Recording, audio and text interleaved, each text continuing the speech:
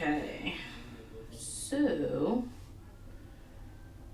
for everyone that's joining on, probably take you a second. Let's see. Alright. It's about to be me. Okay. We'll get Joe in here.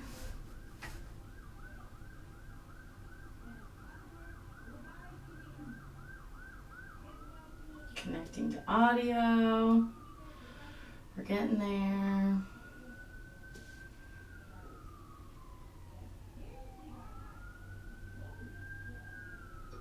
Joe, what's up? Hey, good afternoon. How are you? I don't have video for you yet. Yeah.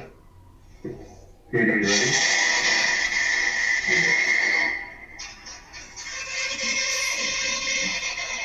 Gallery view. Let's see. Well, it says stop video as though it's already on. And my camera's lit up. Do you see on the live what I'm seeing? On my live? Yeah, I see your desk. Right. Because I'm not at it yet. Because I'm still at my computer trying to. Yeah. And a mug with some sort of devil symbol on it. Oh my gosh! Listen, you and Barb. There's a lady here at our church, Barb. She's a Red Sox fan. You guys can commiserate. Okay. Do you want to try to rejoin the room? Like, do you think that would help, or is there something I need to do? I know what it is. What? Hey! Look at that. Okay, now I think I'm good. I figured it out. Yep, I'm a genius. All right. Oh, this is so exciting. Wow, this is pretty cool. Thanks for the idea of getting this going. And can you hear me okay? And I can hear you great. Okay. Well, that's pretty cool. Okay, so now I'm gonna... Usually, like, what I do is I have the chat up on my iPad. Okay. And then... So I have the chat on the iPad. Then, like, on Sundays when I stream for church, I try to have the chat on YouTube up on my phone. And it's just, like, it's a little bit wild.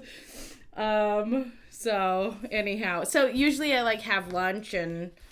just kind of chat. And Wednesdays, I wanted it to be like, I wanted to talk to other pastors and just A, catch up on life, and then B, see how other churches are doing, like, during this time, because,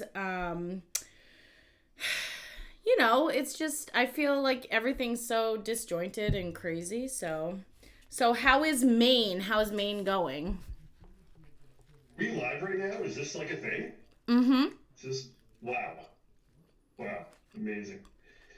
Oh, so share it. You should share it to your page. I'm like, I got a fan somewhere. Joe, you have a ton of fans. Are you kidding me? Like 2,000 pounds. Look at this. There we are. Oh man, this is gonna get awkward. I apologize. Why is it going to get awkward? What? No, like video, audio, feedback, and... I think it's okay. Blah, blah, blah, blah, blah. Share now. All right. Okay, awesome. Good afternoon. I apologize. I just went home to eat lunch, and as I'm finishing my sandwich, I get the message from you, and I'm like, oh, that's right. It's a lunch thing. So yeah, which is okay. I already finished my sandwich. I'll have let's see, not a sponsor, but I'll drink this with you. Gabriel is a fan of Pepsi, big time. I knew I liked him. Yeah. I knew I liked him. Of course. So, what was the question? Oh, just like how's Julie and the kids, and we could start with all that stuff. Yeah, awesome. So, good afternoon. My name is Pastor Joe Donahue of the Ellsworth Church of the Nazarene. I'm married to my wife, Julie. We have 153 children. Yep. That number fluctuates a little bit, but that's like the average. No, we have it's so awkward because we do foster care, right? One of Right. them we've even adopted, and so it's like, how many kids do we have? We have a house full, and they're doing awesome. We have I'll just say we have 3 school age children, Okay. and then a bunch of other little ones, and our school age kids. We actually homeschooled for a few years before we started foster care, and it was only once we started foster care that we were like, wow, these are 2 things that kind of compete for our time and energy. Right. And so my wife, in all her wisdom, said we have to pick one and go with it. We can't do both and do them well. So Right.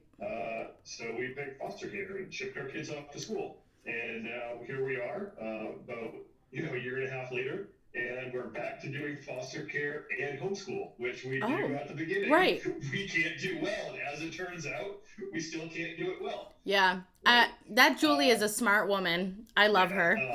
She has really great wisdom. Mm-hmm. But even though I wouldn't say we're like, there's always a feeling of like there's more that can be done. It can be done a little bit better, and I think we all feel like that in all areas of our life, probably. But yeah. But we certainly are not. Having done homeschooling before, we kind of understand the rhythm and pattern and have some tools. Our kids even kind of know how to handle it a little bit. So when we say, all right, put what you're doing down, we're going to go to school for the next few hours. Right. And we're working through it. Yeah. Yeah, I think like you're definitely not alone. I've talked to so many parents who, even with 1 or 2 kids have already kind of surpassed the fact of like trying to do the homeschooling thing at this point, because what makes it harder is at this rate, like during this time, is that everyone's still trying to also work. People are trying to work and then also make sure their kids are getting an education. I don't even know how that's possible. Like, yeah. It's crazy. It's a challenge, and especially for me, I'm bivocational, so I serve as the pastor here in our church in Ellsworth, Maine, and then I have my side full-time job, being a software development. And right. Fortunately, I've already been working exclusively from home for the past year and a half or so. Which is great. Yeah, so that wasn't too affected, by our present circumstances at all. But already having to deal with things that compete intensely for time, energy, and attention, and emotional resources, it just definitely going to work as a team. And I think that's probably the single greatest thing that's allowed my wife and I to even get through the last month or two, is just that I think we've just really worked hard, especially over the last couple of years, on how to work together as a team, and so we know how to handle shifting circumstances as best as we can. Yeah, well, that's awesome. I'm always seeing what Julie's up to on Facebook with all of her creativity. She's awesome. Like, I just admire her a lot. So how do you feel like first of all, I guess like 2 questions. How do you feel like the community you're in is handling all of this? Like, what are some things that you notice happening maybe in your community? How are they handling it? And then how's the church handling it? Yeah, awesome. So, where we are in Down East Maine is certainly, every community is unique in its own way, but it's not New York City. Right. It's not a buzzing metropolis. The city that we live in is about 7,000 to 8,000 people, and that's the hub of the whole county. But there's a lot of, people come even into this city and even into this local church from across our county, which is about 50,000 people. And so I'd say. As a community, probably also as a church, what's really great is you really see in many ways how it's brought out the best in people. Right. I like mean, that. Even from local area area businesses, like as soon as this thing started and schools had to close down, and we have there are kids in our school system where that's the only decent meal they get throughout the day is through the school, right? And it took the school a few weeks to get things organized to the point where they could distribute meals again. We had several area businesses that immediately stepped up and said, if you need a lunch, no questions asked. You just stop by and ask, and we have bag lunches ready with like fruit, sandwich, drink, bag of chips. And there were 2 or 3 in our area that just from day one stepped right up and said, no questions asked.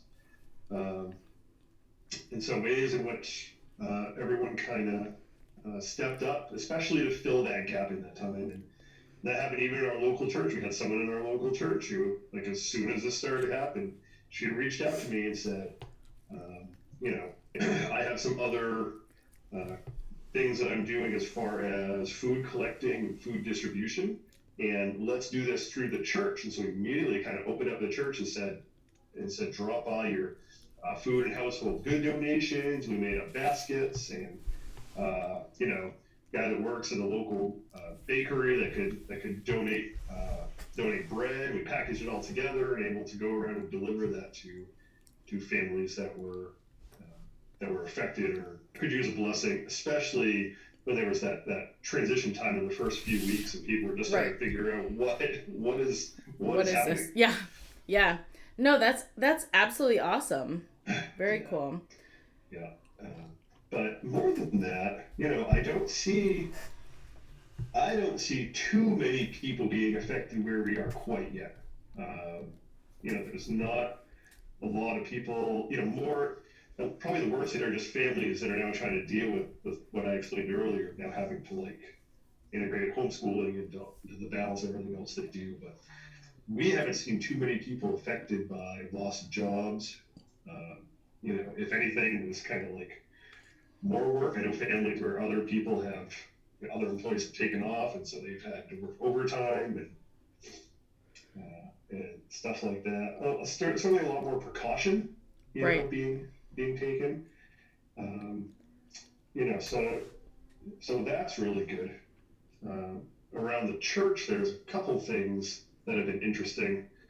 And probably the thing that has been the hardest for me is we've had several, we're kind of I'd say pretty average Church of the Nazarene, 50 people give or take on a Sunday morning.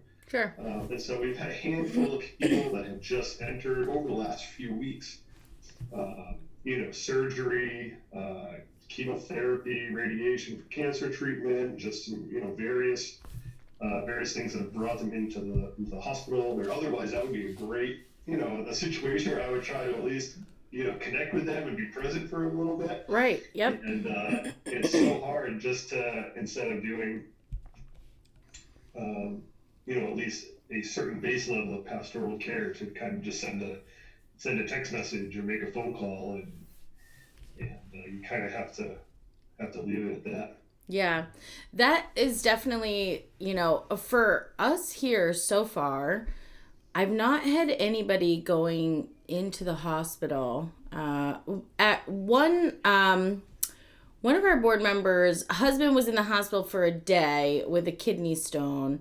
But other than that, I don't think we've had anyone else going in. Pam Shepherd, so a woman who goes to our church, her daughter is going through cancer treatments but has had a cold, so she's not been able to go in. So we have that. I was going to say, it's pretty hard to hear him. Oh, it's hard to hear him? Okay. So I'm going to do that. It won't Thanks, do that. babe. Hi, Gabe. Hi, Joe! Hey, buddy. Oh my God. If anyone ever questions, like, sometimes he just gets really extra. Even he matches my extra occasionally. It does? Yes, no one believes me. Sometimes I try to catch it on video, and he's like, do not post that. That's so awesome. Yeah. Okay, so hopefully we can hear you better now. Gabe was to the rescue. It's funny because our, again, down East Maine, loss of power and snowstorm is a pretty normal thing throughout the winter. So as a lot of churches were kind of scrambling to do this whole live stream setup, we had some base like gear and software and foundation set up for what I affectionately call snow day church. Right. Yep. We had one too last year. Yep. Yeah, invite people to stay at home while we live stream, and so there wasn't a tremendous amount of scrambling to switch to the live stream format. However, we really did try to improve the quality of a lot of the audio and video that was pretty subpar. And so for the first 2 weeks, as we're improving the quality of the worship team, we still had a 4-person team come together for music. Right. As we were improving the quality of the audio for that, there was a negative impact where it dropped the audio quality of my voice, of the mic. Okay. And so the really nice thing is, as soon as it started happening, people were writing in like, "We can't hear Joe, turn it up." Like, I'm like, this is great that the people actually want to hear their pastor, right? Normally it would be like, finally the mute button. We've been waiting for this. We're here, but mute. I just like all the warm fuzzies, like they want to hear. Yeah, that's a good feeling. So. That is a good feeling. Yeah, no, we were in a similar situation last year. We had some massive snowstorm on like a Saturday night, and that was my night of scramble. Yeah. And that's where this all was born, like the table, awesome. The whatever, and we wound up. Gabriel, used to stream on Twitch, so he had all the stuff. So, and then from there we started streaming weekly in the church.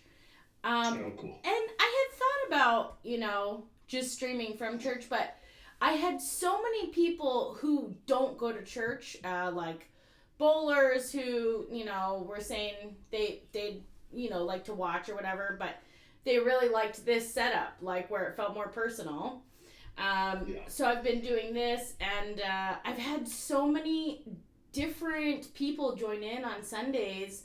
I did this Easter slideshow, and I asked every person or family who's been watching on Sunday to send in their picture, whether they come to our church physically or if they've joined us online.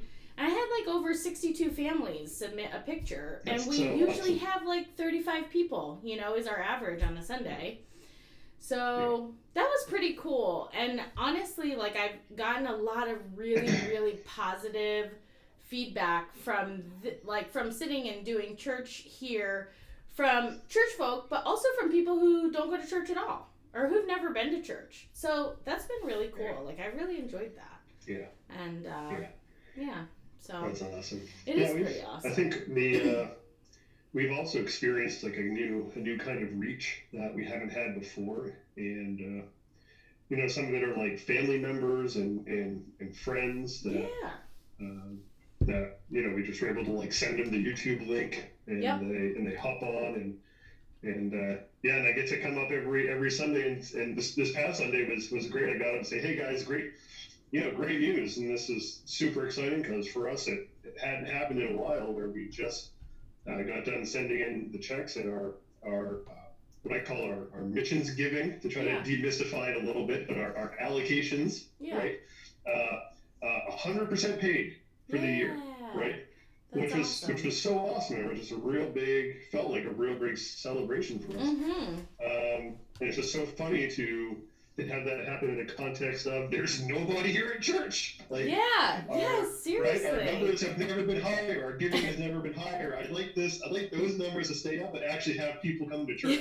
Right? If you can have that combination. That'd be great. That's seriously so cool, and just such a, I don't know, like what a surprise. Like to have something like that happen is so cool.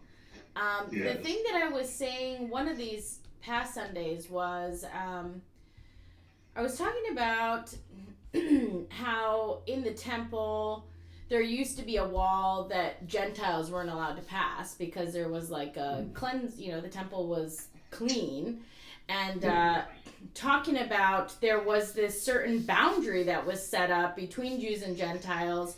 And I kind of talked about that between like the churched and the unchurched, and how the wall of the church is often a wall. Like it's a wall, and there's fear about what's inside the wall, and some people want to keep other people out because they just think they're, who knows what they think, they think they're going to bring it down. But, it's this fact that now there are no more walls. There's literally no more walls. And then anybody who wants is free to join here. And my hope is in the so many people that have joined here that maybe have a fear or an anxiety of some sort going to church, that this kind of helps to relieve it. It gets you to know and have some understanding of what it's about. That hopefully when we gather back in a church, that the wall isn't so much a wall anymore, but more of like the door that's the invitation in, So that's awesome. That's been a lot of what I've been thinking about, is that really there is nothing stopping people now from like really becoming a part of a house of worship, like at this point. So I think that's it. As strange as all of this has been, it's also been like a really cool invitational tool for people to say, hey, like, you can check us out just like this, and this isn't that much different from when we worship on Sunday. Like, it's still the same message, that doesn't change.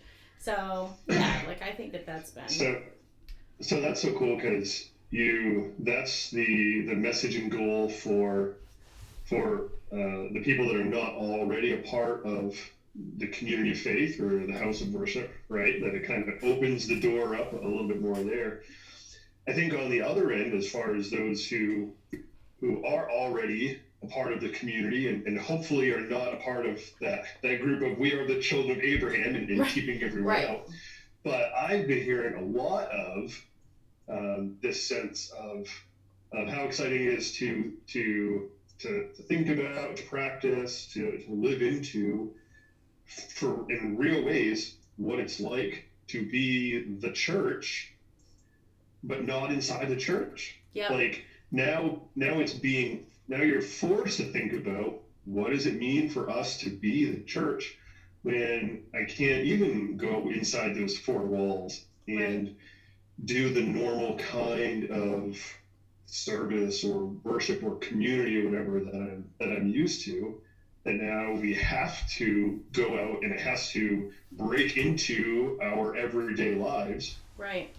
Hopefully we'll break out into our everyday lives, and it's just so cool. So we have a Sunday school superintendent who I think has just been absolutely killing it over the last few weeks. And the way she has been not only still preparing Sunday school lessons and like printing it out and making little like packets and physically driving to everyone's house and dropping it off, but leading up to Easter, she put together Easter baskets, and we'd already decided that as a church board that we wanted to purchase a Bible for every kid in the church. Cool. And so depending on age, we had a few different ones. And she put whole like baskets around it, and 20 children at 8 houses, literally on the night before our like stay-at-home order, in the week or so before Easter, drove around to everyone's house and dropped it off. And she and her kids went out and hid eggs filled with candy in the yards of those families. Oh, I love that. And then drove off. Wow. Come on.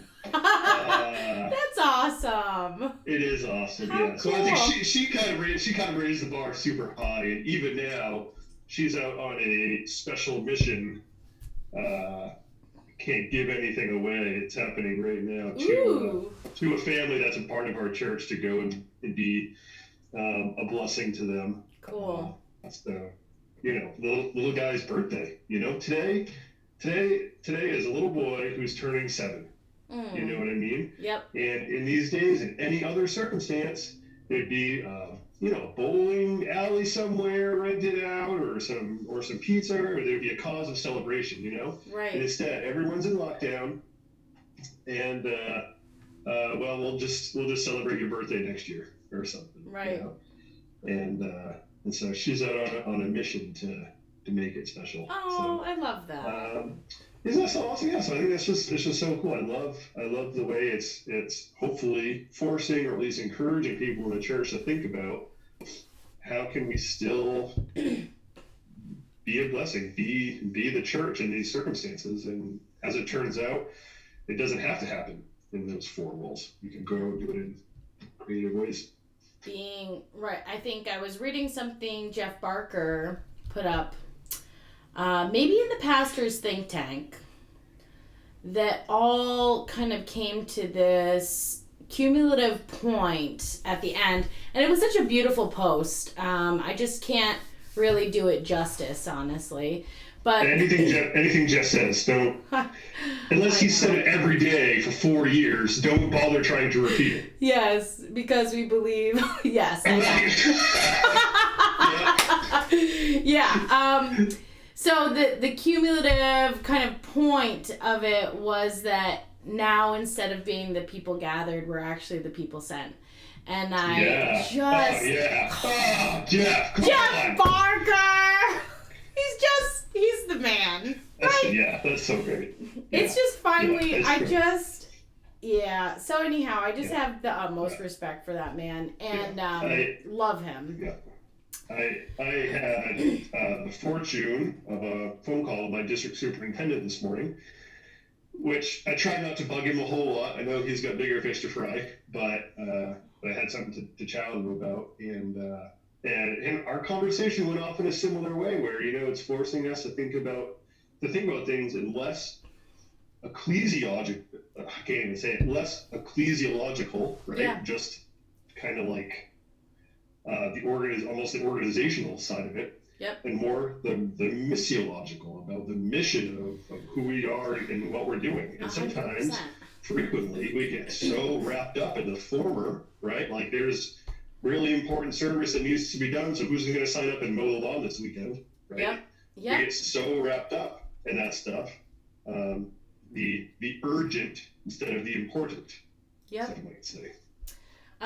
Aaron LaFex chimed in with the because we believe too. Because can you see the chat? Like, can you see that Kimbry Birdwell said hi to you too? Aaron's in here. Steven Holmberg's in here. Oh no. There's a whole bunch of friends, and it's so fun.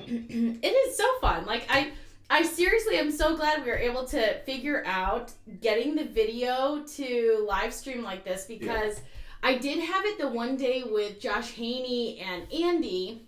They called in and we did a conference call, and I just put them next to the microphone, and that worked cool. But I think this is the next step. I really like this a lot. This is pretty awesome.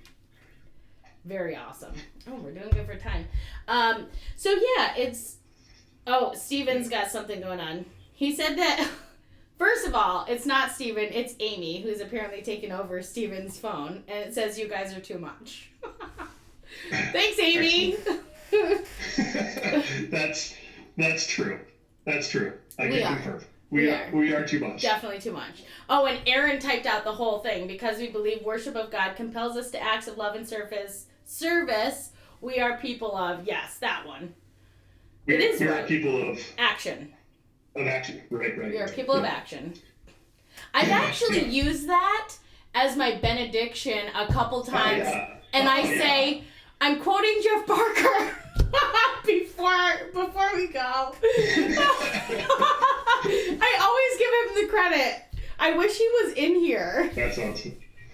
We need to. What we need to do you're is. Better than me. We need to get a Zoom with him in it. That would be fun. Wow. If he could, or at least like a video of him saying that, and that could be our intro. Yes, for real. That would be awesome. But look, your wife is here too, FYI. Oh no, I had to shut it off for some reason. It was messing up with my. I don't know. My computer didn't like having this and the live stream at the same time. You could use your phone to look at the chat. Oh, I thought. Jeez.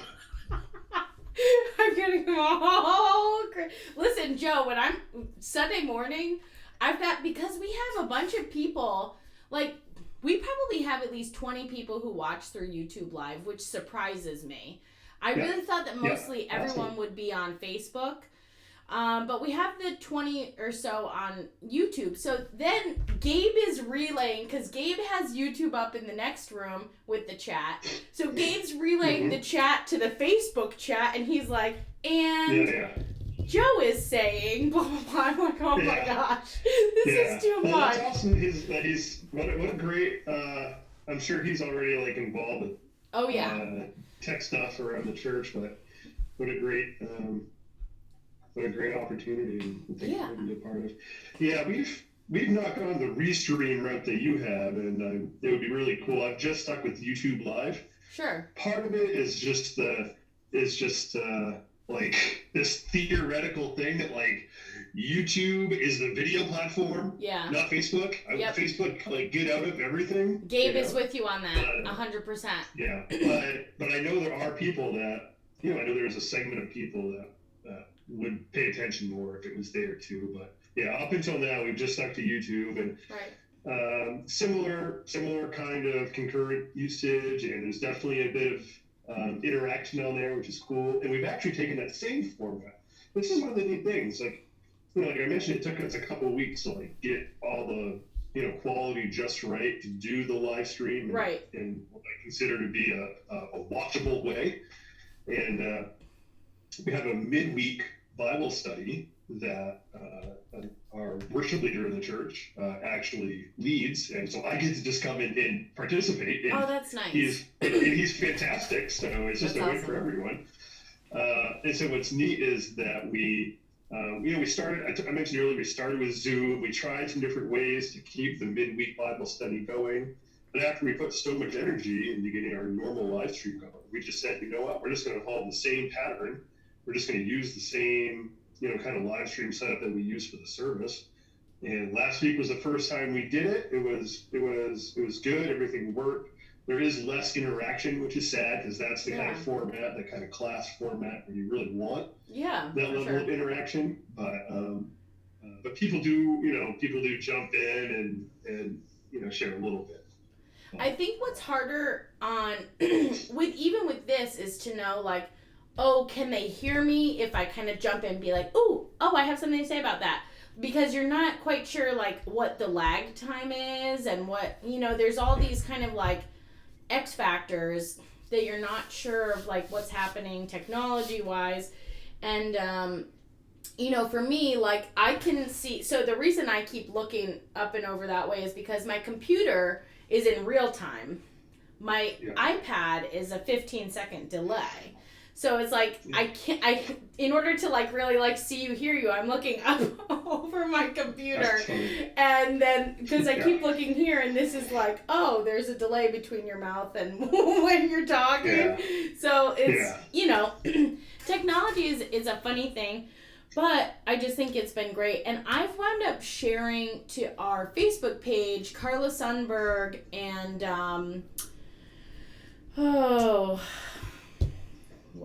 just the name's escaping me. I don't know why I'm blanking on this.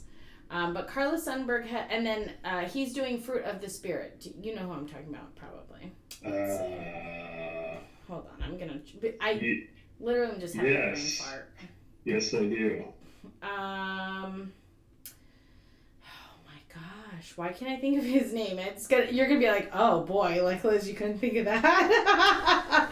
Oh dear. Okay, hold on, I got it, it's coming up. And there's a short list of Nazarene superstars. I could just start shouting down names.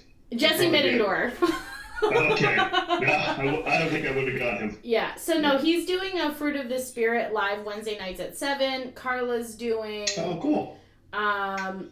Carla is doing, I think, her book, which was the Uncommon Virtues, and that was, I think, Tuesday nights.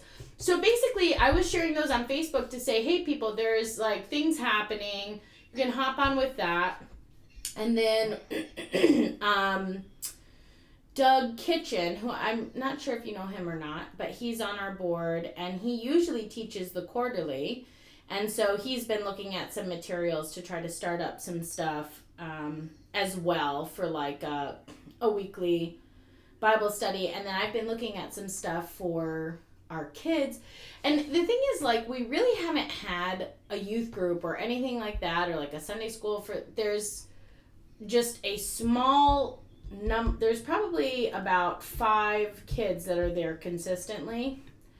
And it's hard to figure out, you know, what they all want, or like and then when I finally figured it out, Joe, I finally came up with something. So I was like, what do they all like? How am I going to get them, like, you know, I tried doing a couple events last summer, and then they just kind of went, Weh, and it didn't happen. Yeah. And I finally figured it out. The thing I figured out was everyone played an instrument. I was like, well, we're just going to, why don't we come together and play a song? Why don't we practice? Yeah. So the week of all of this was the very first week we were going to have our practice. Yeah. And I wound up getting some kids involved too who aren't here every week that were interested. And I was so excited. I was like, oh my gosh, we have 8 kids that want to play Amazing Grace. Like, okay. And then this happened. I was like, wah, yeah. Yeah, for us, I always use the month of March for a membership class.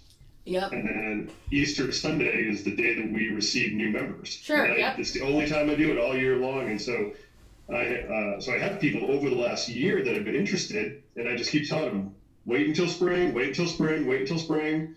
We get to March, I had 1 membership class, 10 people were there. It was just, we were there for like 2 hours and barely got through one session. It was just like the best conversation the whole that's I went home that Sunday night, right, to Julie. I'm just so buzzed. Like, it was awesome. I loved the conversation. Yeah. I'm like, these people know their stuff. I mean, and then all this happened, and it's just kind of fallen apart. And I thought about doing some kind of like remote stuff. And I'm just like, I just have to wait. I just have to wait. We'll get a couple more classes in. Yeah. You know, once we're able to meet together. I don't want to try to like, I thought about trying to receive people to the membership through a live stream, and I'm like, that just feels so wrong. Yeah.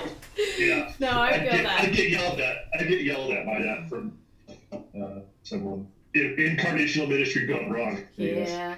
Well, you know, and it's funny because it's like, well, I don't. Are you in the Pastor's Think Tank on Facebook?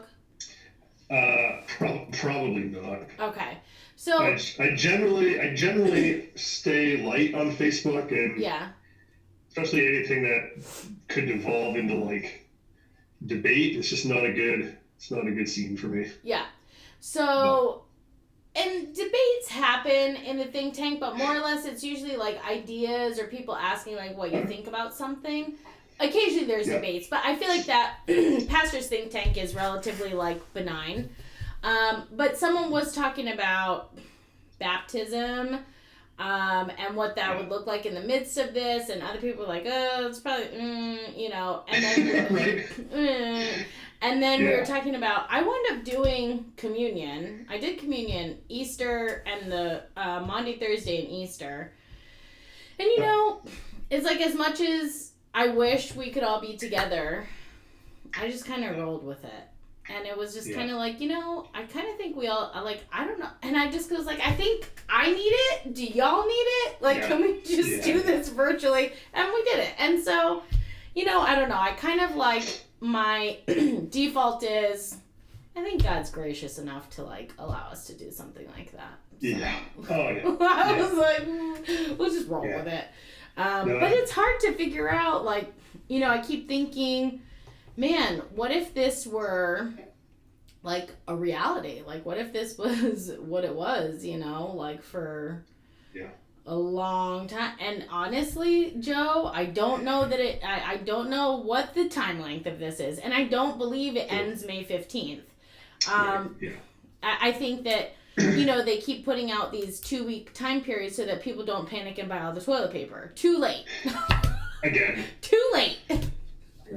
So, you know, like, I don't know what the length of it is, but I will say that I've had several people, you know, our church is mostly, I would say, majority, either half or majority older folks, and I've had a lot of them say that they don't know that they'll just be coming back when everything's just like back, because they're fearful, and rightly so. So I don't know. I don't know what all of this is like. Well, I think that's good for their, for them to practice some good judgment there, Yeah.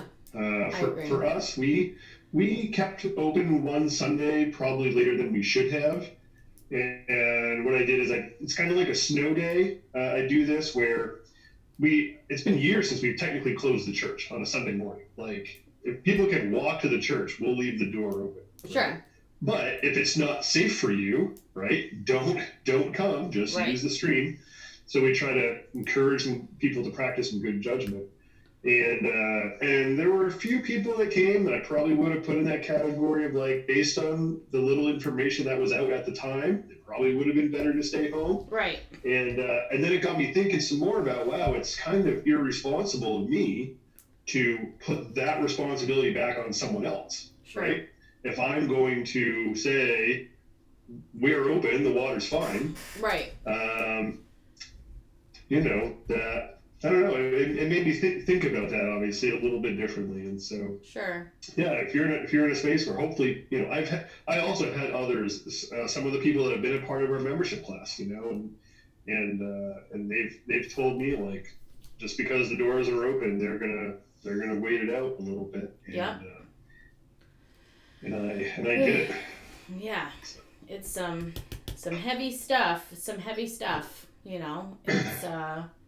hard to figure out because really, like, all I really want is just to all gather together and have a meal. Like, that's really all I want. So it's so interesting. I started typing up something the other day and I ended up abandoning it, and I'm glad because it might have been perceived the wrong way. But it's funny because in some ways, this was my thinking at the time, I have become the thing that I hate the most. What's that? Right? Well, the whole, like, the thing that's so essential, so vital about the church community is the incarnate body together, right? That we physically meet together. And that's such a privilege that we have. And in fact, I won't say almost every Sunday. I overuse that. Many Sundays, I'll even open with a quote from Dietrich Bonhoeffer's Life Together. I love that. I love that book. About the privilege and joy of meeting together because of the many that cannot. The sick, the imprisoned, the lonely, those scattered in foreign heathen lands that don't have the joy and privilege that we have. Right. And so now to be in this space where now that is all of us. Yep. I've leaned into it even a little bit more, and it's hopefully softened our hearts and given us a little bit more compassion towards those who are in those circumstances. Again, it's not just those scattered in foreign lands or politically oppressed. There are many who would love to be in church on a Sunday morning, given different life circumstances, right? Yep. Sickness, sure, loneliness, mental sickness, conflict with people in the church, that broken relationship that causes people to set aside. Yep. So hopefully causes a little bit more compassion in us for people in those situations, and also ignites in us a little bit more of a sense of need or appreciation or value for that meeting together. It's like fasting, right? If you haven't fasted if you've never done a 30-hour famine or anything longer than that, but I think it's valuable for everyone to at least to go through a 30-hour famine practice. Yep. You get to the end of that and a meal is never the same again for the rest of your life. Yep. You know what I mean? That's over just 30 hours. Hopefully we kind of come out of this with the same way of, like, wow, well, every Sunday morning is going to be all the sweeter because of this kind of fast from community that we've all experienced. Yeah, I agree. And I was saying it like I was telling you, Wednesdays are really kind of more of the focus for things we could be praying about, thinking about, stuff like that. Monday, Tuesday, Thursday, Friday is just casually me being a goofball. And one of the days I was kind of saying, like, I don't know that I always have allowed myself, even in, like, this time period, to be just me. like for me to just be a goofball. Like it like, you know, in I guess I kind of always like have a certain, in certain realms, like I'm that way.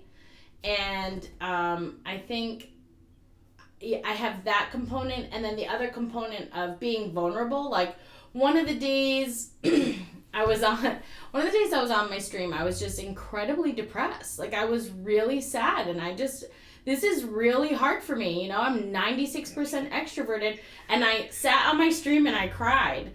And I was just like, man, I would just not do this. And, you know, normally, like, I wouldn't let people see how sad I am about something like that. And I was just kind of saying, like, this process, this time period is shaping me in all these different ways that could have never happened in any other form. And so I feel that even, like, as we think about that, as we reconsider or reshape our thinking about those who this is their always reality, like you were saying, that it's also like shaping and forming us in ways that we couldn't be shaped or formed in any other way, in any other fashion. Like it's creating in us something very unique. And and I'm like allowing it to do that more and more as time kind of passes on. I think I've become more vulnerable even with people on my live stream daily, where I might kind of put up certain guards sometimes. I'm just kind of like at a full loss of humanity. And I just really desire that sort of connection to people, and for people to like understand that I'm not 100% happy, go lucky, la la la, like all the time. Like I have really hard time with this, and there's really large moments of depression for me, like being separate from people. And so to me, like as much as I'm now rethinking about people who are home all the time, and the things they might be going through, the thoughts they might be having, is that I'm actually experiencing it. You know, like it's completely different. It's just changed me. And I kept saying, you know, I kept telling people at the beginning I would laugh about it, right? That first week I was like, I'm not going to be the same after this. Like, and I would say it jokingly. I'm really not going to be the same after this. It's just, it's not the same. I'm a different person already as it is. I see it in myself, and not different in a bad way, just different in a more aware of my own, like, mental capacity for certain things that maybe I didn't even think was possible, that now I know is possible, and that I've seen a lot of growth in myself, and it's hurtful, painful growth. You know, growth is like really painful, and you know, sharing moments of anxiety, moments of depression, like things I would just literally never share with anyone. Like, I don't want people to know that. I don't want people to like think about that for me, because I like making people laugh. I like making people happy. But having that like real dose of reality is like, you know, I'm not always happy, and I'm not always laughing. I'm not always cheerful. And this has been hurtful and painful. It's pained me in my life to be separate from people.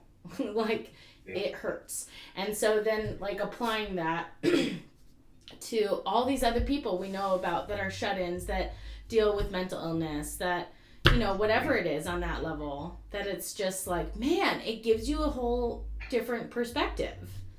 And it's just a different appreciation for it. Yeah, I think you're right on.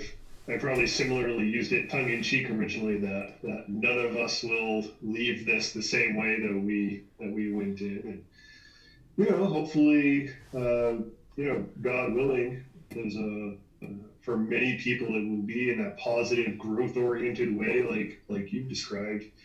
I think in the same way that I've seen, in a lot of ways, this brings out the best in people. But, you know, there's also somewhere you see that it's not bringing out the best in them. It seems like it's kind of doing the opposite, and people are experiencing this you know, pain and fear and depression and hurt. But instead of forming them for growth and reliance in God, it's kind of like backfiring, and you see people really, I don't know. I don't see a lot of panic out here, but definitely, definitely some expressions of fear and. I imagine like addiction also is like high on the rise. Yeah, interesting. Because, in general, right actually out the gate, I had somebody asking me if we were having AA downstairs. Like, downstairs of our house is the fellowship hall. And I was like, oh, no, well, AA isn't meeting here anymore. They moved on to a bigger location.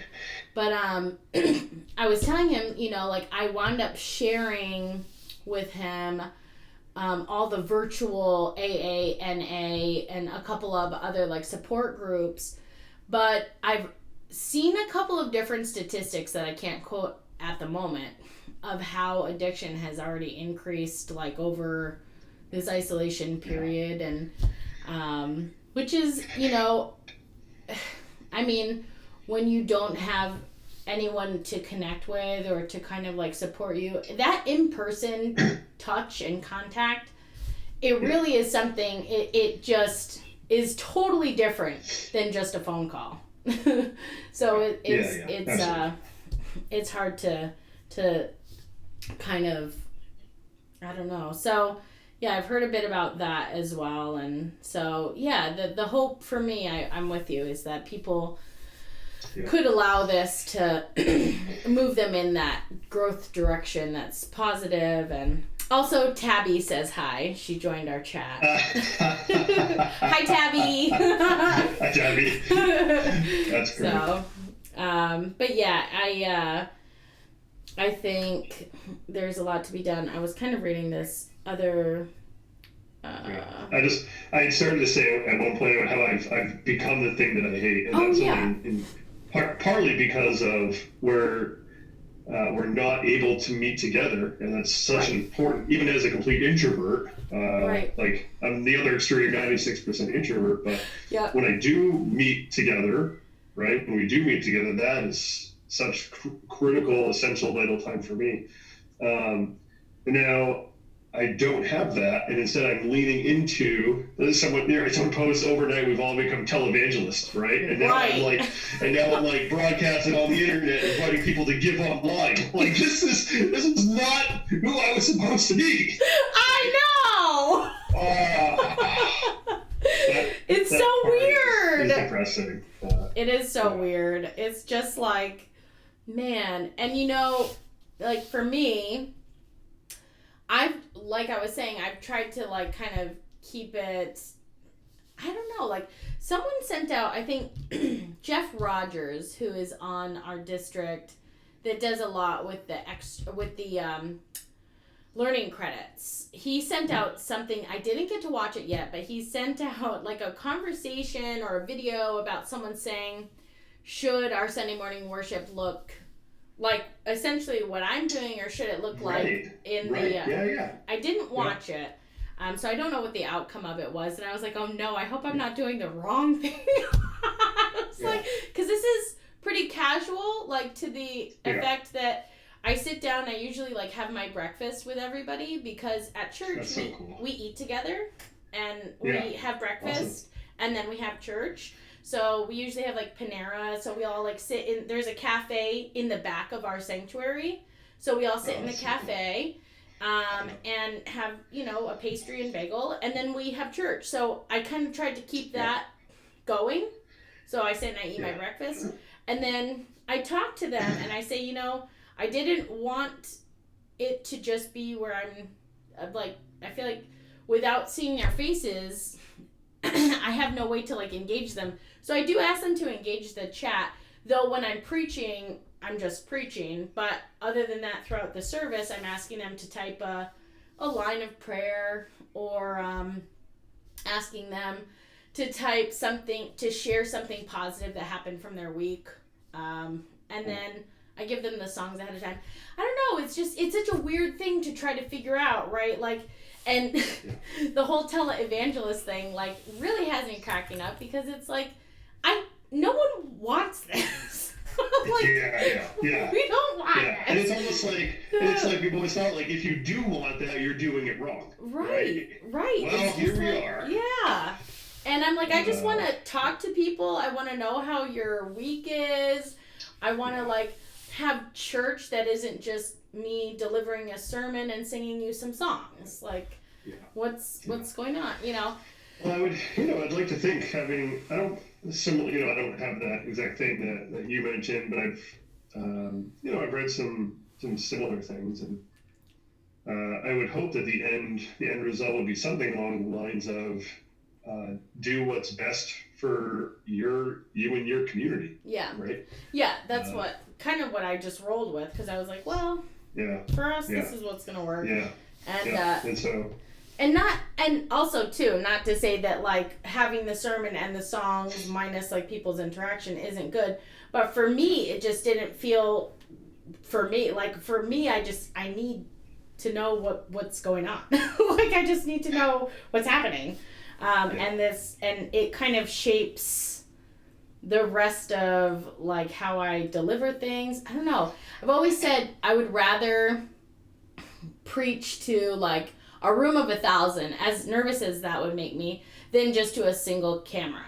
Like I just, I'm a people reader, and it's how I kind of like shape my tone and the way I deliver things. And if I stay on something longer, if people look engaged, if they look completely disengaged, I just move on. You know? Yeah. But there are times where, you simmer down a certain theme and obviously that resonates with people. Yeah. And you just stay on that the rest of the time, and it goes a very different way. Yeah, because you see people head nodding, they're engaged in it, they're really taking it in. You're like, man, okay, we're gonna keep on this. Boy, you should come to Down East Maine. We have people hooping and hollering and screaming and. I definitely take the little eye contact and head nods like I can. Like, this is good. And it's like if they look up at you, no, it's not that. For real.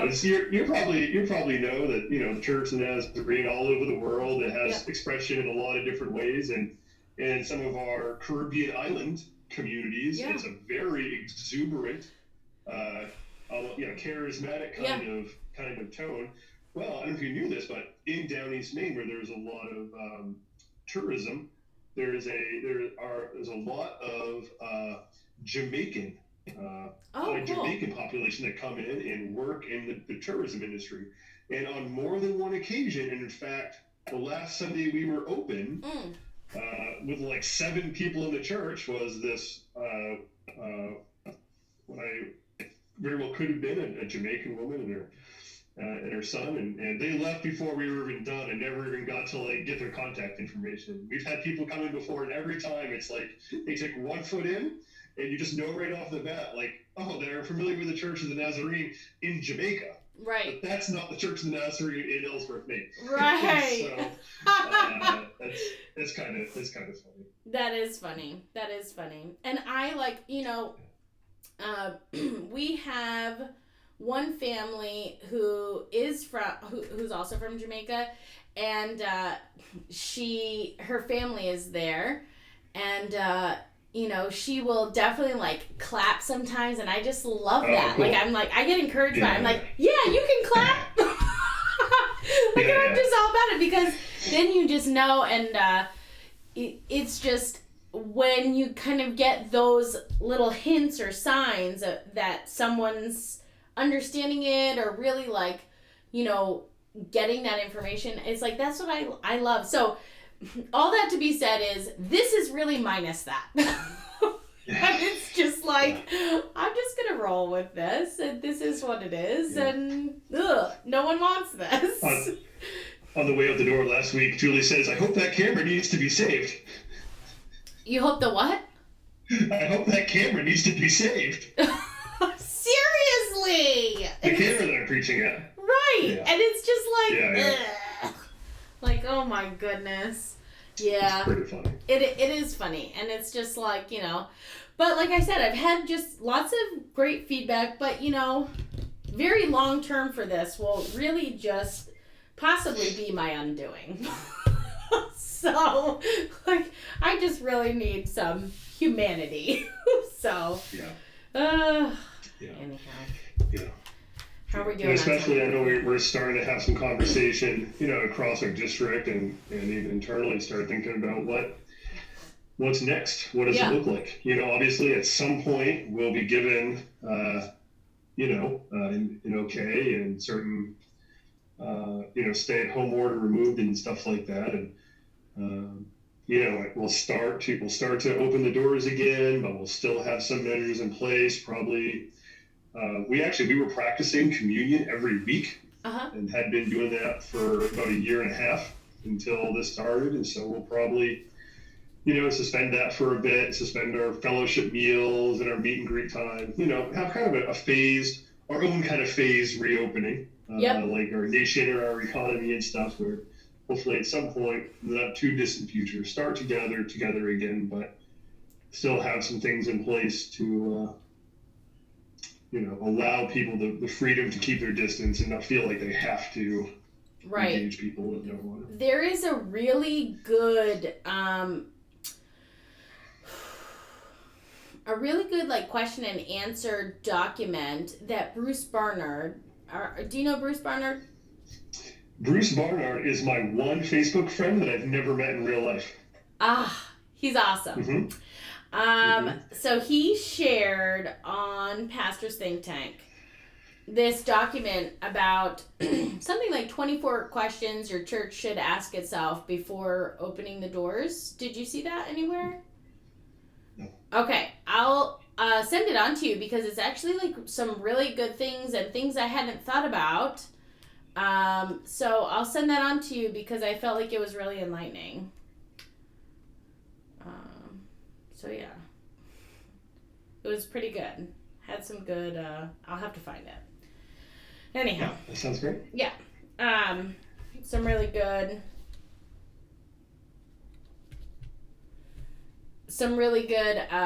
just like points about like are you going to have Sunday school still in the small closed space? Like, are you going to take out every other row if you have chairs? All those kinds of things. Yeah. Yeah. Good. No, I like that.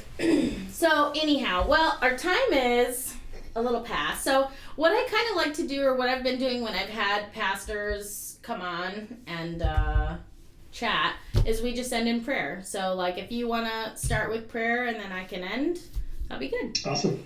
Great. Sounds great. Thanks so much, Liz. Yeah. Father God, we are glad to have had this opportunity to gather together, especially in these days where gathering is at such a premium, and to have any kind of interaction with others seems to be just such a valuable, special moment together. And God, we recognize that as part of your gift to us, the gift of community and being in fellowship and in peace with one another, in peace with you, O God. So God, I just thank you for my time with my friend Liz and for her ministry, and would ask for your hand on her life, her husband Gabe, and their local church, and trials they're facing, especially what she's facing of being so disconnected from the body of your people. And so just ask you to strengthen her in these days and help give her wisdom as they take steps to continue the work of making disciples, even in their local church and local community. God, I just thank you so much for Joe and for Julie and their family. God, I'm just praying that you continue to use them as they shape and impact their kids and just show their kids who you are and how to love you. And I'm just so grateful for their willingness and the way that they have just reached out in so many ways to foster kids and bring them into their family and just show them your love. I'm just overwhelmed by that so often. And so I thank you for them. I thank you for their leadership in Ellsworth, Maine, and for those in their church that are stepping up to help them in those moments, to help them in these times where we just all feel disconnected from one another, and where we're trying to be creative in things like Easter baskets and hiding Easter eggs in someone's yard. I love hearing stories like that. I'm inspired by that and moved by that. And God, I just pray that you continue to inspire leadership there for moments of connection, and the way that they are impacting their community and their church. God, I just pray that you continue to use Joe as he continues to bring your word to anyone who is joining on Sunday mornings during the live stream. God, I am grateful for technology. I am grateful for this creative route of reaching people, of talking about who you are and how good you are and the things that you've done for us and the way that you're moving. Even when it feels like we are in a desert land, when it feels like we are weary or confused or isolated, that you are really still moving in powerful ways and that you haven't changed. So thank you for that. And I just pray that you continue to be with the essential care workers, those who are putting their lives on the line daily. And I'm just praying for all of our colleagues in ministry that are bringing your word every single Sunday and, times during the week, and where people who are just unfamiliar to all of this, to this world in general, of knowing you, of being introduced to you, I'm just praying that you continue to use them in their ministry and continue to give us all creative thoughts on how to reach people and how to share your love with people. We love you, God, and we do all of this for you every single day. We pray all these things in your Son's name by the power of the Holy Spirit. Amen. So thanks for coming in, Joe. Yeah. And thanks so much for having me. Yeah, I really appreciate this. And I'm hoping it would be super cool to have a Zoom with Andy Fay. We could even pop Josh Haney in, have all of us kind of get together. If Aaron thinks that this is too much, right? You and me. Just you wait. you drop Andy Fay in here, and we're going to be in trouble. Yeah, we're going to be a wreck. Yeah. So I'd have to block off more than an hour for that. I'd have to take half a day off from work or something. 100%. Well, thanks, awesome. Joe, so much for coming in. Thanks to everyone who's been following along. Steven was just in here. My friend Kathleen's been hanging out in here. Paul Coddington, Tabby's been in here. So thanks to everyone who's watching or who kind of tuned in for a little bit. We're glad you were here to hang out with us. And so hope you all enjoyed. And Joe, thanks for being here. This was awesome. Thank you. We'll see ya. All right, see you. Yep. Bye.